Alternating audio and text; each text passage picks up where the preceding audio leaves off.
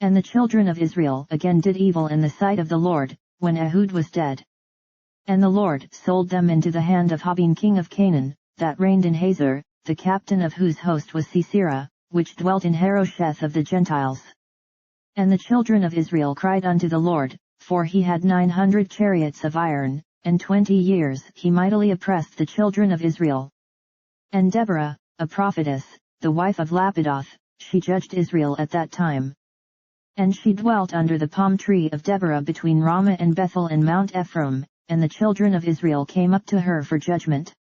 And she sent and called Barak the son of Abinoam out of Kadesh Naphtali, and said unto him, Hath not the Lord God of Israel commanded, saying, Go and draw toward Mount Tabor, and take with thee 10,000 men of the children of Naphtali and of the children of Zebulun? And I will draw unto thee to the river Kishon Sisera, the captain of Jabin's army, with his chariots and his multitude, and I will deliver him into thine hand. And Barak said unto her, If thou wilt go with me, then I will go, but if thou wilt not go with me, then I will not go. And she said, I will surely go with thee, notwithstanding the journey that thou takest shall not be for thine honor, for the Lord shall sell Sisera into the hand of a woman. And Deborah arose, and went with Barak to Kadesh. And Barak called Zebulun and Naphtali to Kadesh, and he went up with 10,000 men at his feet, and Deborah went up with him. Now Heber the Kenite, which was of the children of Hobab the father-in-law of Moses, had severed himself from the Kenites, and pitched his tent unto the plain of Zonim, which is by Kadesh. And they shewed Sisera that Barak the son of Abinoam was gone up to Mount Tabor. And Sisera gathered together all his chariots, even 900 chariots of iron, and all the people that were with him, from Harosheth of the Gentiles unto the river of Kishon. And Deborah said unto Barak, Up, for this is the day in which the Lord hath delivered Sisera into thine hand, is not the Lord gone out before thee? So Barak went down from Mount Tabor, and 10,000 men after him.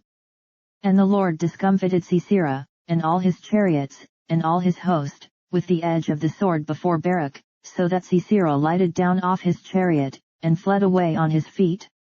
But Barak pursued after the chariots, and after the host, unto Harosheth of the Gentiles, and all the host of Sisera fell upon the edge of the sword, and there was not a man left.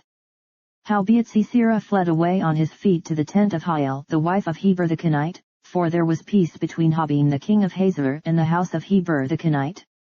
And Jael went out to meet Sisera, and said unto him, Turn in, my lord, turn in to me, fear not. And when he had turned in unto her into the tent, she covered him with a mantle. And he said unto her, Give me, I pray thee, a little water to drink, for I am thirsty. And she opened a bottle of milk, and gave him drink, and covered him. Again he said unto her, Stand in the door of the tent, and it shall be, when any man doth come and inquire of thee, and say, Is there any man here? That thou shalt say, No. Then Jael Heber's wife took a nail of the tent, and took an hammer in her hand, and went softly unto him, and smote the nail into his temples, and fastened it into the ground, for he was fast asleep and weary. So he died. And, behold, as Barak pursued Sisera, Jael came out to meet him, and said unto him, Come, and I will shew thee the man whom thou seekest. And when he came into her tent, behold, Sisera lay dead, and the nail was in his temples. So God subdued on that day Jabin the king of Canaan before the children of Israel.